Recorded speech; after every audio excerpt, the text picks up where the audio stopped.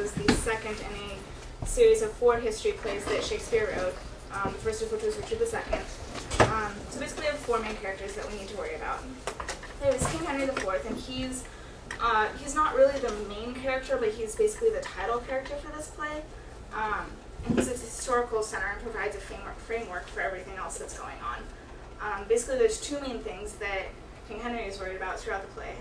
The first is a rebellion that is brought up by the Percy family, who helped him get to his throne, and they basically don't think that he's paid them back appropriately. The second thing that he's worried about is his son, Prince Harry. His name's actually Prince Henry, but his father calls him Prince Harry, and that's what we know him as. So basically his son is not acting like a prince. Instead he's hanging out in taverns and bars and doing unprincely things.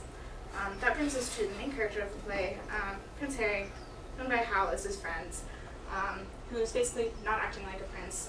But we find out near the beginning of the play that he actually has plans to reveal his noble character at a later time. So this basically provides an interesting character, because he obviously has shrewdness and deceit to some extent, because he knows what he's doing, but he does reveal himself to be a hero later on in the play. So there's kind of 2 different aspects of his character that don't really mix. Then we have Sir John Falstaff, which is Prince Harry's sidekick, so to speak.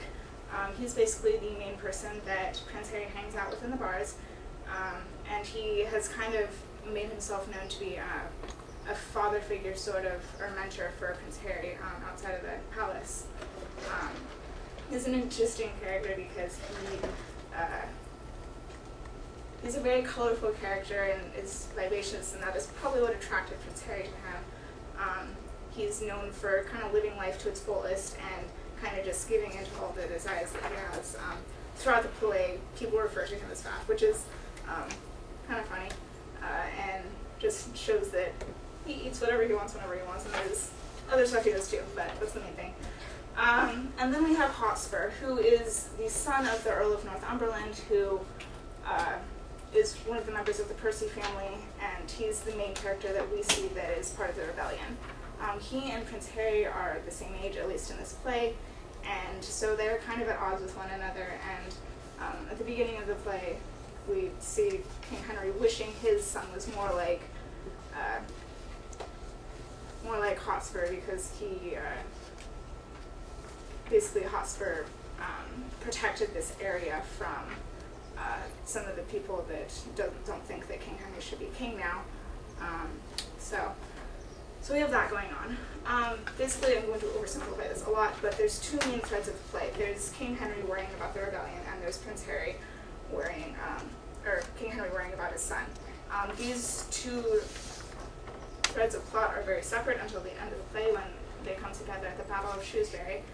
And all the rebellion comes together, and King Henry is going with his men to come together, and there are a number of men on the battlefield that are pretending to be King Henry to protect him, so to speak. And there's a couple of people that die as such, protecting him because they're pretending to be him.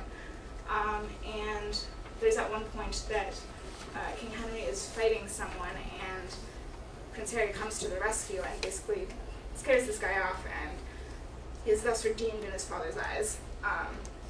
He also ends up fighting Hotspur later, and ends up killing him, and